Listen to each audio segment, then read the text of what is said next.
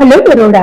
भाई विस्तार में स्पाइन का स्पेशलिस्ट एक क्लिनिक जो एक्सीलेंट फ्लोरेंस कॉम्प्लेक्स में आया हुआ है, divine heart and spine clinic. खास करके बैक पेन के जो इश्यूज होते हैं, हिप के जो पेन्स होते हैं, उसकी यहाँ पे ट्रीटमेंट होती है। तो मिलेंगे आज डॉक्टर आशीष दोड़िया से, पूरी बातचीत करेंगे। बैक पेन जो एक बहुत पेनफुल प्रॉब्लम है आज के टाइम में, तो मेरे साथ तैयार है। और आइए मैं दिखाती हूँ आपको divine heart and clinic, भाईली, excellence Florence complex. आपको हम यहाँ पे पूरा क्लिनिक दिखाते हैं, डिवाइन हार्ट एंड स्पाइन जो भाईली एरिया में आया हुआ है। ये है विजिटर एरिया और मिलते हैं डॉक्टर आशीष दोड़िया से, spine specialist. Please come. Hello Baroda once again. और आज मैं हूँ डॉक्टर आशीष दोड़िया जो स्पाइन स्पेशलिस्ट है। तो हेलो आशीष सर। हेलो सोनी। सर आजकल के टाइम में बैक पेन, हिप पेन, और ये हिप पेन तो नया ही सुनने में आ रहा है और काफी प्रॉब्लम बढ़ गया है। तो आज हमने सर ये इंटरव्यू रखा है, तो ये बैक पेन का डिस्कशन करना इतना इम्पोर्टेंट क्यों हो गया है सर, ये जरा समझाइए please. Thank you Soni for coming here and और ये जो आप बता रहे हैं, बात कर रहे हैं, और ये सब लोगों के पास ये जो हेल्थ अवेयरनेस लेके जा रहे हैं, उसके लिए कॉन्ग्रेचुलेशंस और थैंक यू मेरे दर्शकों की ओर से भी, क्योंकि जो आप सवाल पूछ रहे हैं और जो आज की समस्या जो बड़ी है, इसके बारे में मैं बताना चाहूंगा कि देखिए, कुछ ऐसी स्टडीज हुई है कि पिछले 10 साल से कि कॉरपोरेट वर्ल्ड और मॉडर्न टाइम में और आज के जमाने में खास करके अर्बन एरियाज में बैक पेन रिलेटेड इश्यू वो काफी हद तक बढ़ चुका है। हम आंकड़ों के हिसाब से अगर जाना चाहे तो ये जो 2 साल पहले की जो स्टडी हुई है हमारी इंडिया में ही और इंडियन लोगों के ऊपर ही, उसमें ये पाया गया है कि 48 से 65% लोगों को अपने लाइफ टाइम में कभी भी कभी बैक पेन होता ही रहता है। और इसलिए इतना इंपॉर्टेंट बन चुका है कि ये 48 और 65% लोगों में से 10 से 15% लोगों को अगर उन लोगों ने अगर ठीक से एक्सपर्ट की एडवाइस अगर नहीं ली है, तो ऐसे 10 से 15% लोगों को ये बैक पेन क्रोनिक बन जाता है, यानी कि 3 महीने से ज्यादा तक ये बैक पेन रहता है। और 15%, उनमें से भी 15% लोग अपने खुद की ये बैक पेन के कारण डिसेबल लाइफ जी रहे हैं, जैसे कि जो रोज बरोज की जो क्रियाएं करते रहते थे उसमें काफी हद तक उसको रिस्ट्रिक्शन महसूस हो रहा है। इसलिए आजकल बैक पेन इतना इंपॉर्टेंट हो गया है कि उसको हमें ठीक से एड्रेस करना है, उसको काफी हद तक डायग्नोस करना है। और दूसरी चीज ये है कि आजकल ये इंफॉर्मेशन टेक्नोलॉजी, जहां पे इंफॉर्मेशन से पूरी फ्लडेड है, वहां पे मिस इन्फॉर्मेशन बहुत है। इसलिए बहुत ही जरूरी हो गया है कि ये बैक पेन रिलेटेड इश्यू को हम ठीक से एड्रेस करें, उसको ठीक से डायग्नोस करें। और मैं दर्शकों को भी ये बताना चाहूंगा आपके कि आप इसको निग्लेक्ट ना करें, जल्द से जल्द उसे कोई भी स्पेशलिस्ट डॉक्टर से सलाह ले और उसको क्रॉनिक बनने से अटका सकते हैं। और दूसरी चीज मैं बताना चाहूंगा, जो आपने पूछा कि हिप पेन क्यों आप डिस्कस कर रहे हैं, जो पहले इतना नहीं था। हम जानते हैं पोस्ट कोविड पैंडेमिक ये हिप पेन रिलेटेड इश्यूज काफी हद तक बढ़ चुके हैं, क्योंकि जिसको हम बोलते हैं एवास्कुलर नेक्रोसिस ऑफ हिप, जिसमें हिप का जो बोल रहता है वो पोस्ट कोविड वो उसका ब्लड सप्लाई कम होने के कारण वो खराब होने का शुरू हुआ है। इतने पहले ये जो एवियन रहता था वो सिर्फ एल्डरली एज में रहता था और हम दूसरा अभी काफी यंग पेशेंट्स देख रहे हैं जिसमें एवीएन का इशू काफी हद तक बढ़ चुका है। और अगर उसको ठीक से डायग्नोस नहीं हुआ, अर्ली स्टेज में वो एवीएन को हमने डायग्नोस नहीं किया, तो लेट स्टेज में एवीएन का एक ही ट्रीटमेंट ऑप्शन बचता है, वो है हिप रिप्लेसमेंट सर्जरी। इसीलिए स्पाइन यानी कि बैक पेन और हिप पेन रिलेटेड इश्यूज जल्द से जल्द एड्रेस करना सिर्फ सोशली नहीं, सिर्फ स्टेट वाइज नहीं, सिर्फ इंडिविजुअली नहीं, पूरा नेशनल इश्यू काफी हद तक बन चुका है। सर आपने बहुत अच्छे से समझाया कि ये पैंडेमिक जो कोविड आया था उस वजह से हिप पेन तो हो रहा है, बट सर बैक पेन अभी अभी तो जैसे कि यंगस्टर्स को, बच्चों को भी शुरू हो गया है। जैसे कॉर्पोरेट के लोगों को तो होता है, गृहिणियों को तो ये समझ लीजिए कि उनका साथी है बैक पेन। तो सर ये बैक पेन होने के कारण, रीजन, कॉजेस क्या होते हैं? अच्छा, सोनी बताना चाहूंगा कि अभी देखिए इस मॉडर्न एज में इस टाइम पे सेडेंटरी लाइफस्टाइल बहुत बढ़ गई है। सेडेंटरी यानी कि हम एक ही जगह बैठने के कारण, और उसका प्राइम रीजन है एक तो मोबाइल है, दूसरा टीवी है, और तीसरा कॉर्पोरेट कल्चर में अभी आईटी प्रोफेशनल बढ़ चुके हैं जो सिस्टम पे ही काम कर रहे हैं। सिर्फ आईटी प्रोफेशनल्स नहीं, ज्यादातर अभी लोगों का प्रोफेशन सिस्टम के साथ जुड़ा हुआ है, उसी के कारण सेडेंटरी लाइफस्टाइल बढ़ी है। और उसके कारण जो प्राइम इंपॉर्टेंट जो बैक को हमारी स्ट्रांग रखता है वो है बैक मसल्स। वो बैक मसल्स वीक रहते हैं क्योंकि लैक ऑफ एक्टिविटी के कारण हमारे जो भी मसल्स रहते हैं वो अपनी वेस्टिंग में जाते हैं, उसके कारण बैक मसल्स वीक होने लगते हैं। और बैक मसल्स वीक होने के कारण ये हमारी बैक को सपोर्ट नहीं कर पाते हैं, उसी के कारण ज्यादा से ज्यादा बैक पेन के इश्यू बढ़ रहा है। और दूसरी चीज है वेट गेन। वेट गेन भी इतना इंपॉर्टेंट कॉज बन चुका है lower, specifically lower back pain के लिए, कि वेट गेन के कारण जो ओबेसिटी, जो जिसको हम बोलते हैं, वो ओबेसिटी के कारण ज्यादातर लोड हमारी लोअर बैक के दो डिस्क के ऊपर पड़ता है। जिसमें आप देख सकते हैं जब हम आगे झुक के कोई भी वेट उठाते हैं तो हमारा जो वेट रहता है, नॉर्मल जो भी वेट रहता है उससे 1.5 गुना ज्यादा वेट ये लोअर डिस्क के ऊपर पड़ता है। अगर हमारा वेट 60 किलोग्राम है तो उसका 1.5 गुना यानी कि 90 किलोग्राम वेट ये जो सबसे निचली वाली ये दो वर्टेब्रा और डिस्क है जो कि पूरा का पूरा बॉडी का वेट उठाती है, वो 90 किलोग्राम वेट उसके ऊपर लोड आएगा। अब आप सोच लीजिए, अगर आप ओबेस है जिसमें 100 किलोग्राम से अगर ज्यादा वेट हो रहा है तो सोच लीजिए इसके ऊपर कितना लोड आएगा, उसके ऊपर कितना वेर एंड टेयर चेंजेस आएंगे।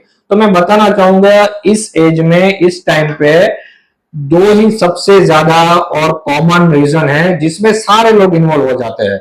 आपने जैसे कि बोला हाउस वाइफ्स, दूसरा कॉर्पोरेट और यंग पीपल, ठीक है।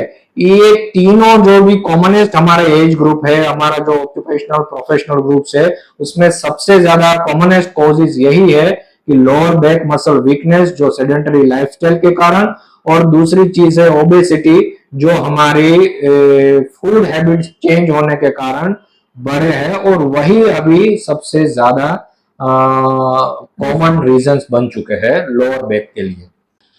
आज का ये इंटरव्यू खास तौर से हेल्थ अवेयरनेस और spine, back pain, hip pain ये बहुत ज्यादा बढ़ गया है आज के टाइम में, तो उसके रिगार्डिंग आज आशीष दोड़िया डॉक्टर जो है उन्होंने हमको टाइम दिया, स्पाइन स्पेशलिस्ट है, और आज पूरी डिटेल हम आपको इसमें बताएंगे कि पूरा माइक्रो डिटेल से कि यह क्यों होता है, इसके ट्रीटमेंट कैसे अच्छे से करने चाहिए आपको, ये पूरा डिटेल आज सर से मुझे खुद को भी आज सर से बहुत अच्छे से जानकारी मिली। तो सर जैसे कि आपने बताया कि ओबेसिटी एंड कुछ वीकनेस है जिसकी वजह से ये कॉजेज होते हैं, तो ओबेसिटी और ये वीकनेस की वजह से स्पाइन के कौन से डिसीज होते हैं वो हमारे दर्शकों को बताइए। इस काफी अच्छा सवाल सोनी आपने पूछा। मैं बताना चाहूंगा, देखिए ये बेसिक रीजन जो हमने बात पहले डिस्कस किया, ये बैक मसल वीकनेस और ओबेसिटी ये प्राइम कॉजेज है। पर उससे होता क्या है स्पाइन के अंदर, उसके कारण क्या होता है जिसके कारण ये बैक पेन क्रोनिक हो जाता है। एक चीज तो आप समझ सकते हैं कि अगर हमारे ये जो लोअर बैक मसल्स है, जो एंटी ग्रेविटी मसल जिसको बोलते हैं, वो अगर वीक रहते हैं तो हमारा उसका काम ही वही है कि हमें सीधा रहना है। वो मसल्स अगर वीक है तो हम आगे झुकने में कोई भी अगर लोड उठाएंगे तो पहली चीज तो हो सकती है वो कि वो जो लोअर बैक मसल में इंजरी हो सकती है। दूसरा वो लिगामेंट्स में भी इंजरी हो सकती है जिसको हम कभी कभी इंग्लिश में स्प्रेन या फिर स्ट्रेन बोलते हैं, और वही मोस्ट कॉमन कॉज है जिसमें मसल स्प्रेन अगर हो जाता है खास करके कुछ वेट लिफ्ट करने में, या फिर कभी कभी सिर्फ बैठ के खड़े होने के टाइम भी कभी कभी हमें बैक मसल स्प्रेन हो जाने के हम बहुत सारे इंसिडेंसेस बनते हैं। तो मोस्ट कॉमन अगर इटियोलॉजी बोला जाए तो बैक पेन के लिए जो है तो वो है lower back muscle sprain and strain. और उससे हम आगे जाए पैथोलॉजी के ऊपर, तो ये जो बैक मसल अगर वीक हो जाते हैं तो ज्यादातर स्ट्रेन हमारी ये जो डिस्क रहती है, जो पूरा का पूरा बॉडी का जर्क मूवमेंट्स लेती है, जो स्पाइन की जो दो हड्डियां रहती है उसके बीच में रहती है जिसको हम डिस्क बोलते हैं।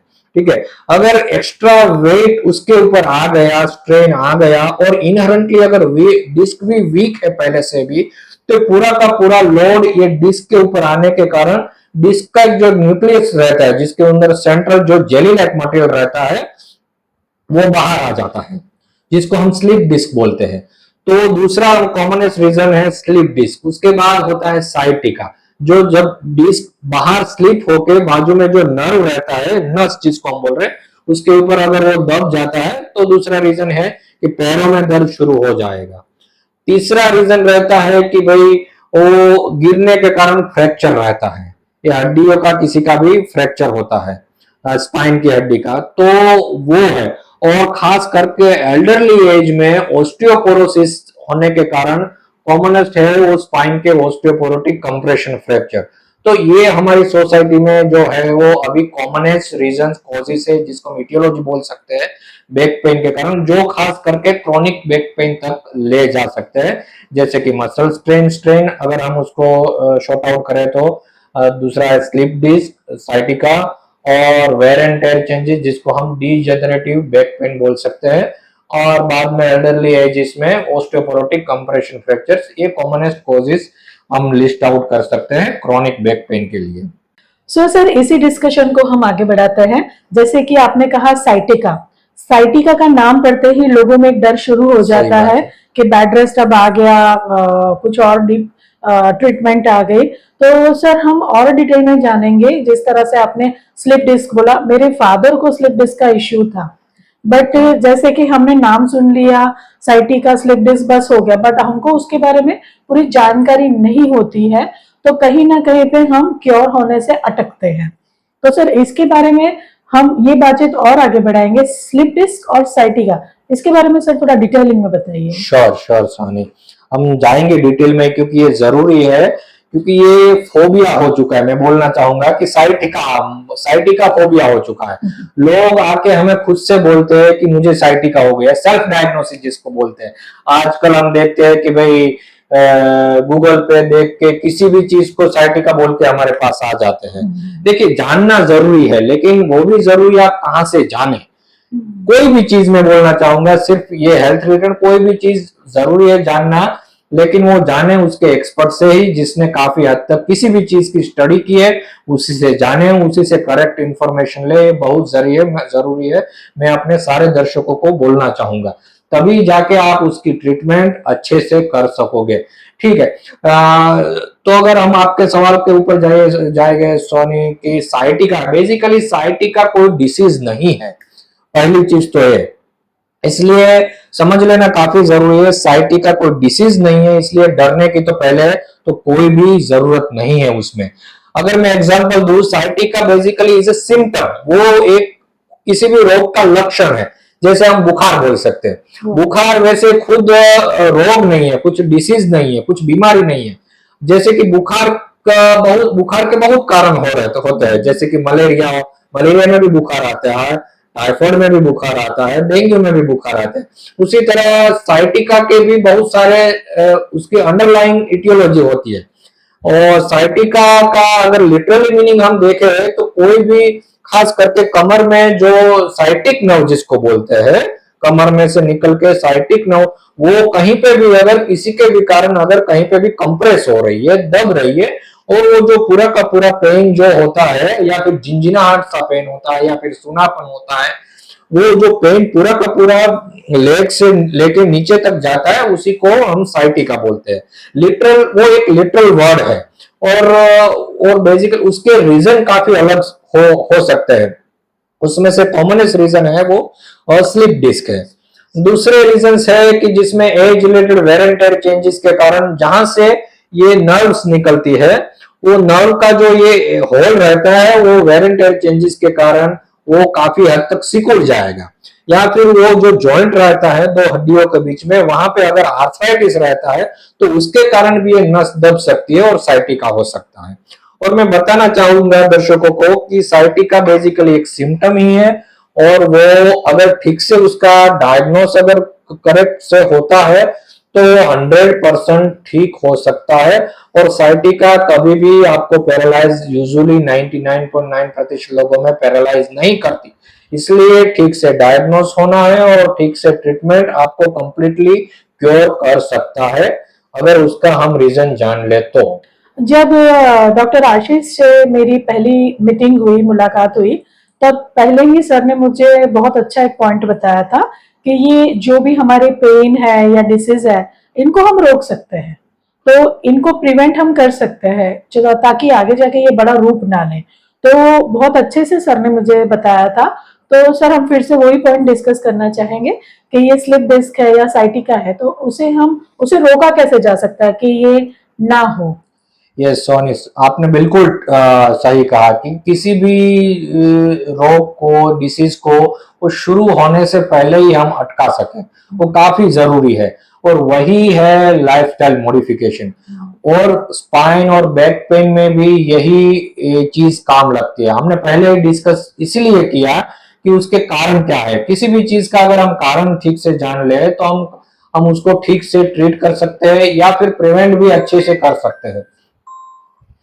पहले ही हमने डिस्कस जैसे कि किया कि भाई दो सबसे मूल कारण है, वो है बैक मसल का वीकनेस और दूसरा ओबेसिटी। अगर इसको हम ठीक से एड्रेस कर सकते हैं तो ये सारे के सारे बैक पेन रिलेटेड इश्यूज हम कभी भी अपनी लाइफ टाइम में नहीं, हमारी लाइफ में नहीं आएंगे और फेस नहीं कर सकेंगे। अगर कुछ है तो उसको हम ट्रीट भी कर सकते हैं, ऐसी चीज है।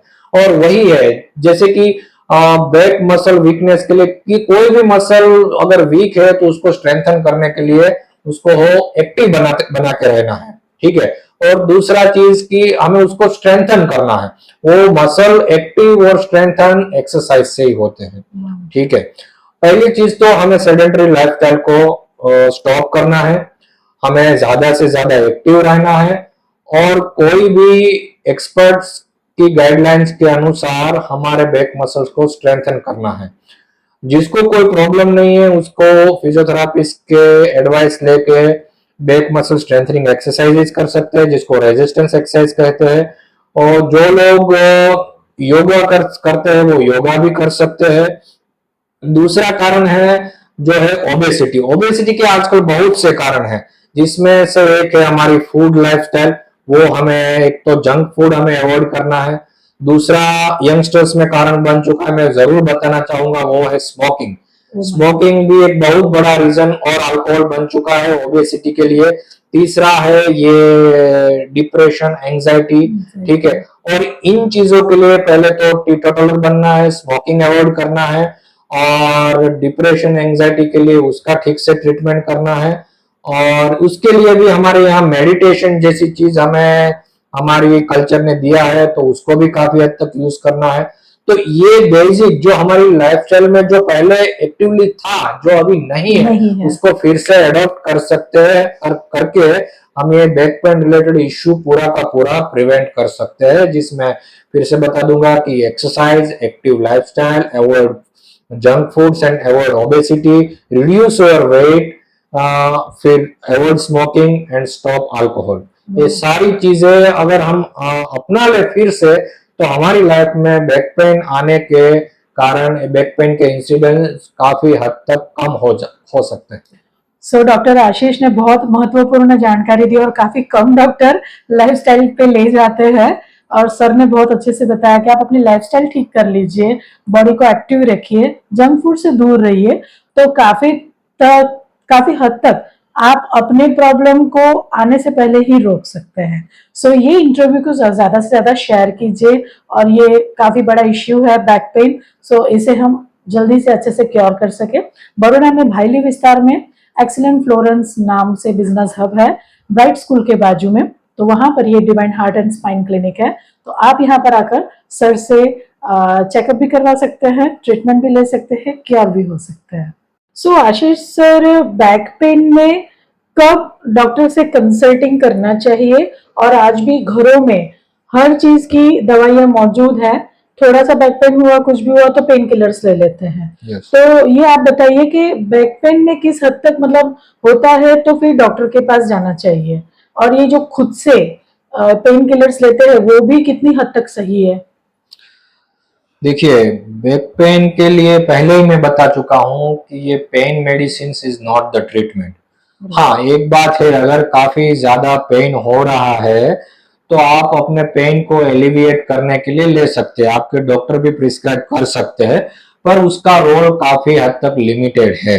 ठीक है, अगर आपने कभी ले लिया, बहुत पेन हुआ, सडनली एक्यूट पेन कुछ हुआ, आपको मूवमेंट में इश्यू हो रहा है डॉक्टर तक जाने के लिए भी, तब आपने कुछ जो जिसको हम ओवर द काउंटर मेडिसिन बोलते हैं, ओटीसी, ठीक है, आप उसको ले सकते हैं, लेकिन बिना कंसल्टेशन के एक्सपर्ट या सर्टिफाइड डॉक्टर की एडवाइस के बिना वो कोई भी मेडिसिन लेनी नहीं है।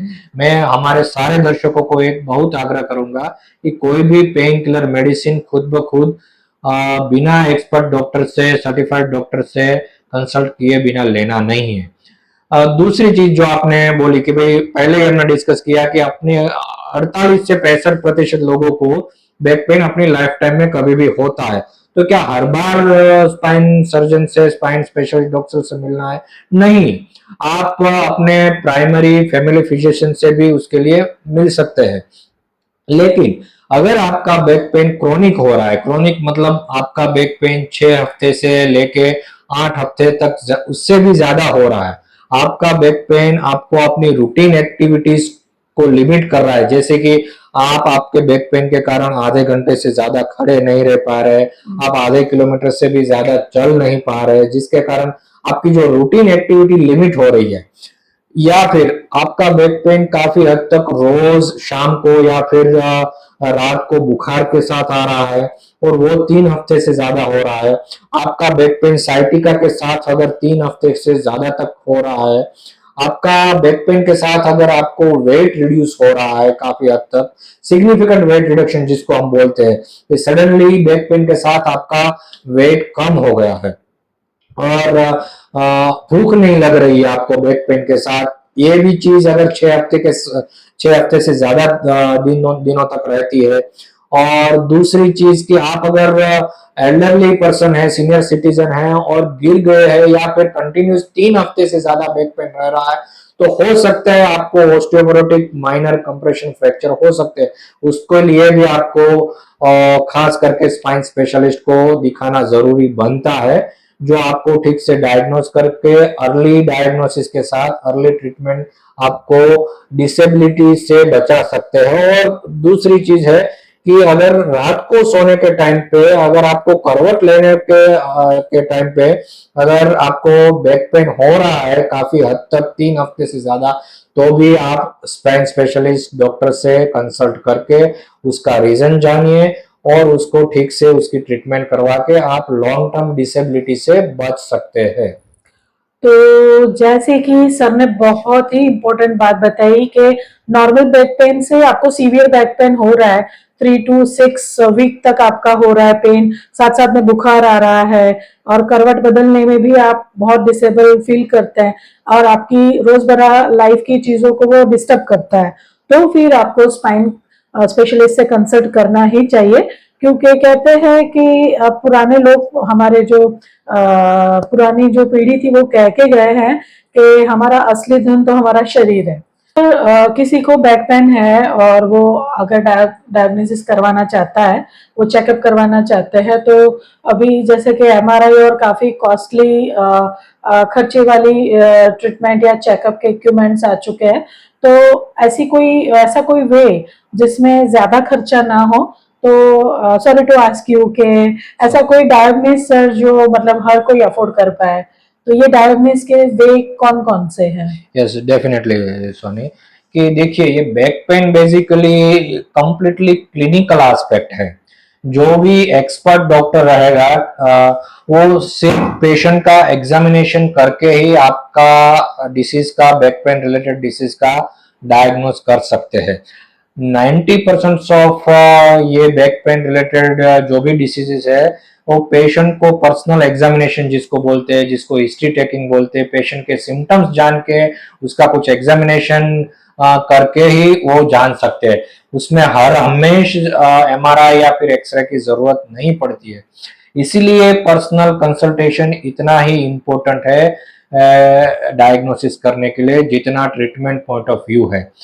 एमआरआई एक्सरे तभी जरूरत पड़ता है सिर्फ उसको कंफर्म करने के लिए, और जब क्रोनिक बैक पेन बढ़ता है या फिर नॉन मेडिकल ट्रीटमेंट पार्ट जब आने की नौबत हो जाती है, तभी जाके एक्सरे एमआरआई की जरूरत पड़ सकती है। बाकी 90 to 95% back pain related issues clinical diagnose हो सकते हैं, जिसमें पेशेंट के सिम्टम्स, पेशेंट की एज, उसकी लाइफस्टाइल और उसके उठने बैठने की आदतें और डॉक्टर द्वारा की गई कुछ एग्जामिनेशन स्टेप्स रहते हैं, उससे ही 90 to 95% सभी back pain related issues diagnose हो सकते हैं। इसलिए बहुत ही जरूरी है पर्सनल कंसल्टेशन। सो जैसे कि सर ने कल मुझे बताया भी था कि ऐसा नहीं है कि डायरेक्ट आपको बड़े ट्रीटमेंट पे जाना है या बड़े एग्जामिनेशन पे, एमआरआई या फिर कोई बड़े एक्सरे। सर ने कल बोला था कि आप जब हमको कंसल्ट करते हैं तो हो सकता है आपको जो बड़ी चीज लग रही है वो मेडिकल मतलब मेडिसिन टैबलेट्स वगैरह से भी वो रिकवर हो सकता है। तो सबसे इम्पोर्टेंट बात तो घूम फिर के वही आती है कि आपको स्पेशलिस्ट को कंसल्ट करना है। मतलब जब तक आप डॉक्टर से बात नहीं करेंगे, आप वहां पे चेकअप नहीं करवाएंगे, तो तब तक प्रॉब्लम को आप जान नहीं पाएंगे। और यहाँ पर divine heart and spine clinic जो है, यहाँ पर यही होता है कि आपकी जो ट्रीटमेंट है वो जड़ से होती है। तो ये पूरा इंटरव्यू आप देख रहे हैं, तो हमारी तो बहुत इच्छा है कि अगर आप ऐसा कोई प्रॉब्लम फेस कर रहे हैं तो आप यहाँ पर आइए, आपको बहुत अच्छा मार्गदर्शन मिलेगा, बहुत अच्छा ट्रीटमेंट मिलेगा और बहुत अच्छे से आप क्योर हो सकेंगे। सो आशीष सर, जैसे कि आपने बताया कि 6 मंथ से ज्यादा या फीवर आ रहा है, बैक पेन आपका कंटिन्यूटी में हो रहा है, जैसे सीवियर बैक पेन होता है, तो जो क्रॉनिकल ये जो पेन होते हैं, तो उसमें सर ट्रीटमेंट का प्रोटोकॉल क्या होता है? जो काफी समय से इस बीमारियों से जूझ रहे हैं, तो उनके लिए ट्रीटमेंट प्रोटोकॉल क्या होता है? अच्छा बता दे, हमारे जो भी ऐसे कुछ लोग हैं जिसको काफी हद से 6 हफ्ते से ज्यादा बैक पेन रह रहा है, वो कुछ हद तक डिसेबल्ड भी है, अपनी रोज बरोज की जो रूटीन उसकी एक्टिविटीज वो नहीं कर पा रहे हैं, उसको हम बता दें कि बेसिकली 90 to 95% जो भी ट्रीटमेंट है वो नॉन सर्जिकल रहती है। कई लोग हमारे यहाँ पे आते हैं पेशेंट्स जो ऐसा सोच के बोलते हैं कि हम इसीलिए नहीं कंसल्ट करते थे कि इसकी ट्रीटमेंट सर्जिकली होगी। नहीं, ये काफी बड़ा एक भ्रम है कि भाई स्पाइन की ट्रीटमेंट हमेशा सर्जरी ही होती है, ऐसा कुछ नहीं है। मैंने जैसे बोला 90% स्पाइन रिलेटेड प्रॉब्लम्स बिना सर्जरी हम ट्रीट कर सकते हैं और क्योर भी हो सकते हैं। और उसी के लिए जो ट्रीटमेंट प्रोटोकॉल अब तक हम बेसिकली डिस्कस कर ही चुके हैं, जो पहले हम प्रिवेंशन के लिए जो बातें कर चुके हैं वही चीज हमें डिसीज के लिए भी अप्लाई करना है। जैसे कि डायग्नोस होने के बाद स्पेशलिस्ट डॉक्टर से के पास ठीक से उसका रीजन, उसका डिसीज डायग्नोस होने के बाद उसके रिलेटेड स्पेसिफिक मेडिसिन रहती है जो कुछ हद तक आपको अपने डॉक्टर प्रिस्क्राइब कर सकते हैं। आपको हमेशा वो एक्टिव रखने के लिए कुछ स्पेसिफिक फिजियोथेरापी एक्सरसाइज आपको बता सकते हैं जो आपको रेगुलर करनी होती है, और वही फिजियोथेरापी रेगुलर एक्सरसाइज ही आपको क्रोनिक बैक पेन के लिए काफी हद तक इम्प्रूवमेंट दे सकती है।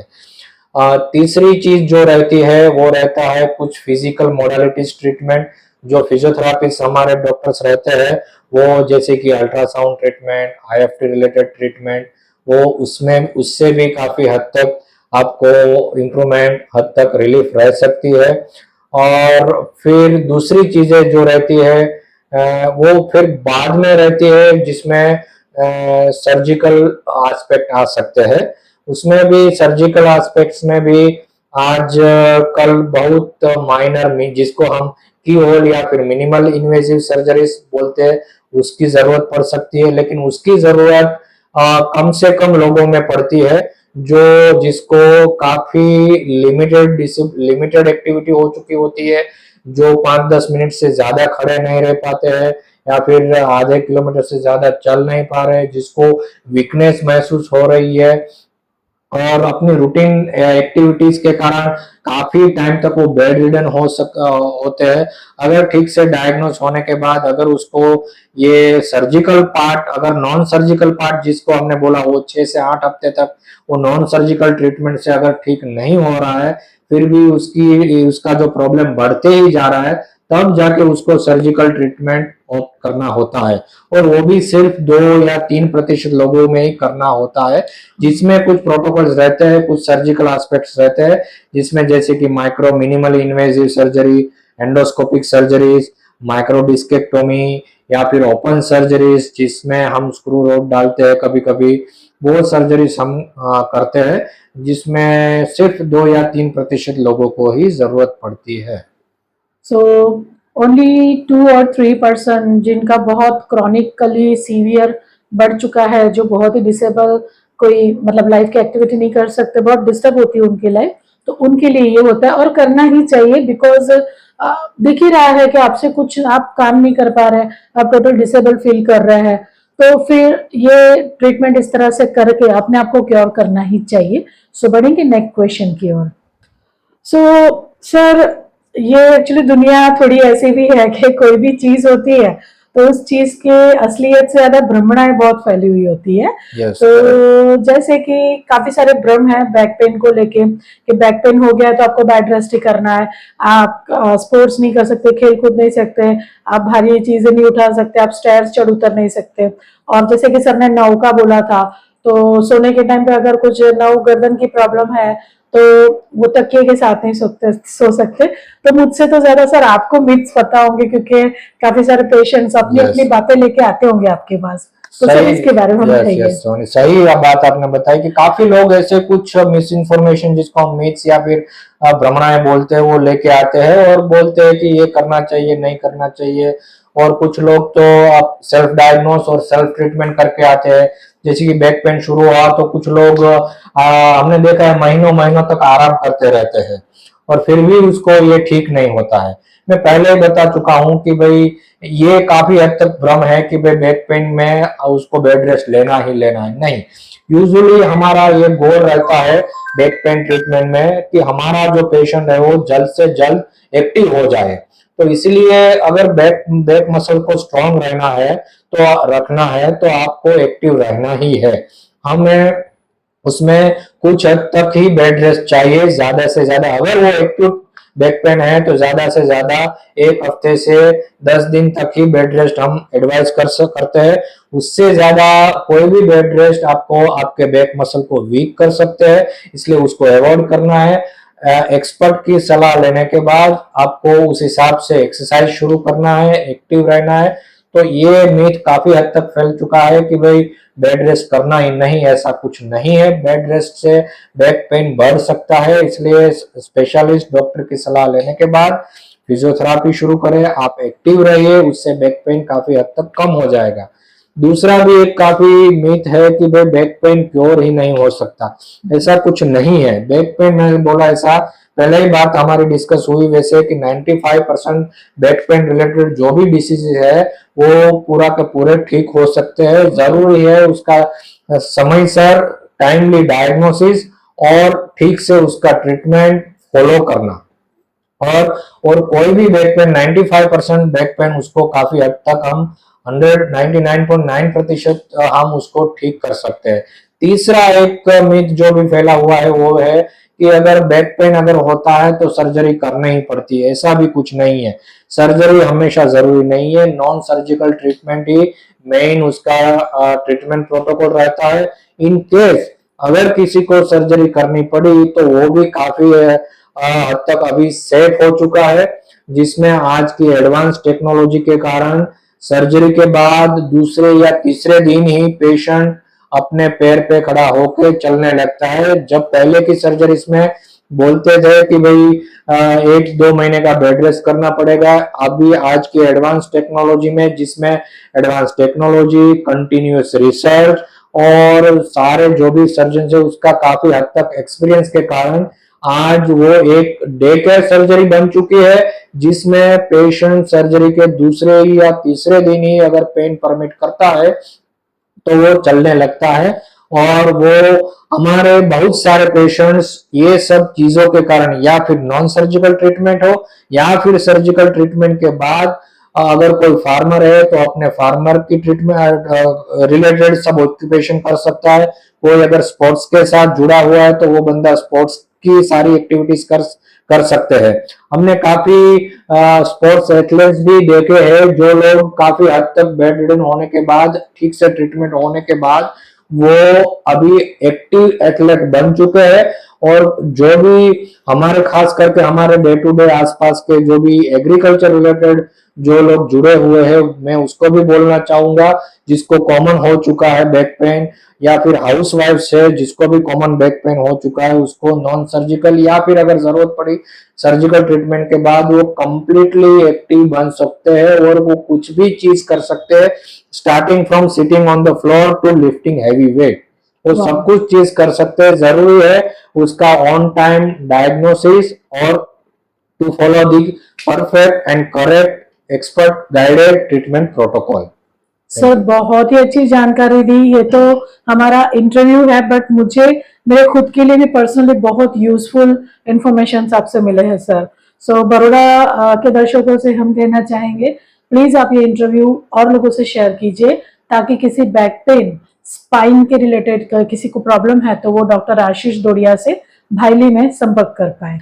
सर मैंने बहुत सारे इंटरव्यू किए हैं but this is the best to best interview for me because इतना अच्छे से इंफॉर्मेशन मुझे मिला है, क्योंकि मेरे अंदर भी काफी सारे मिथ थे सर कि बैक पेन होता है तो हम दूसरी बार फिर से एक्टिव नहीं हो पाएंगे, और स्पाइन हो गया तो फिर खत्म, मतलब मेरी रीढ़ की हड्डी टूट गई, so that type of all. But आपने बहुत अच्छे से बताया कि अगर अच्छा कंसल्टेंट है, अच्छे स्पेशलिस्ट है तो आप फिर से आपकी लाइफ दोबारा अच्छे से वैसे की वैसे जी सकते हैं। तो सर जाते जाते हमारे बड़ौदा के दर्शकों से आप क्या कहना चाहेंगे? जरूर, thank you Soni for giving me this platform to share this very important knowledge. खास करके मैं अपने दर्शकों को वही बोलना चाहूंगा कि हमारी जरूरत कम से कम पड़े, जिन लोगों को बैक पेन नहीं है पहले ही मैं बता चुका हूं उसको आप कैसे प्रिवेंट कर सकते हैं।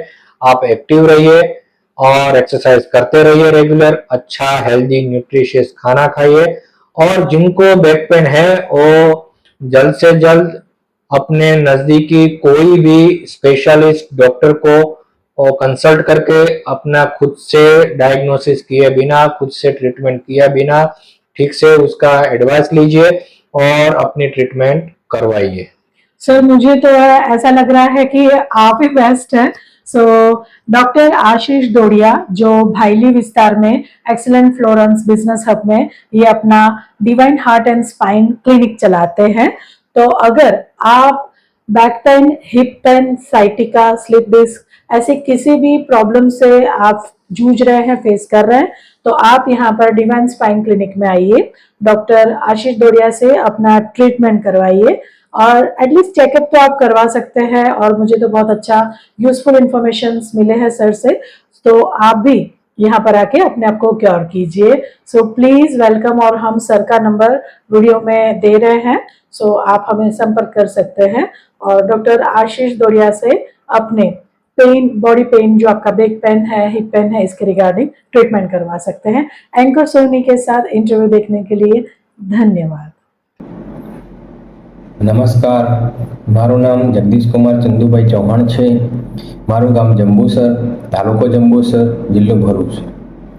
આજથી 2.5 વર્ષ પહેલાં મને એક શારીરિક તકલીફ થઈ હતી.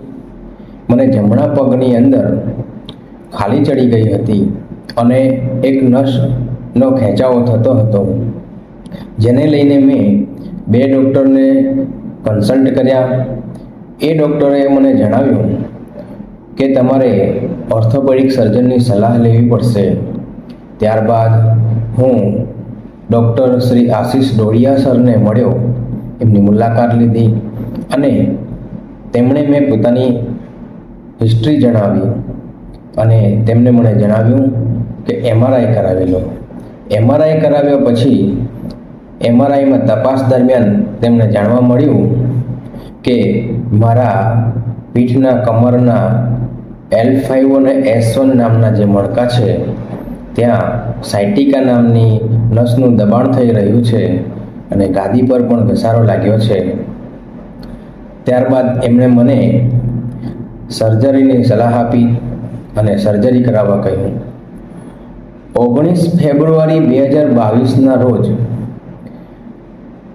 શ્રી ડૉક્ટર આશીષ ડોડિયા સરના હસ્તે મારું ઓપરેશન સફળ રહ્યું અને ત્યારબાદ 60થી 65 દિવસ સુધી મેં આરામ કર્યો અને ત્યાં સુધીમાં મને રિકવરી થઈ ગઈ.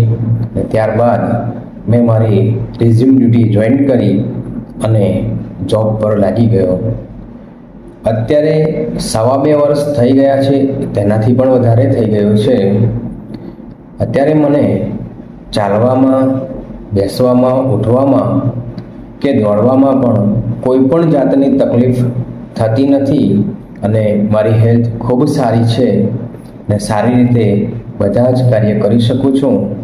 આ બાબતે હું ડૉક્ટર આશીષ ડોડિયા સરનો ખૂબ આભાર માનું છું. જય શ્રી કૃષ્ણ.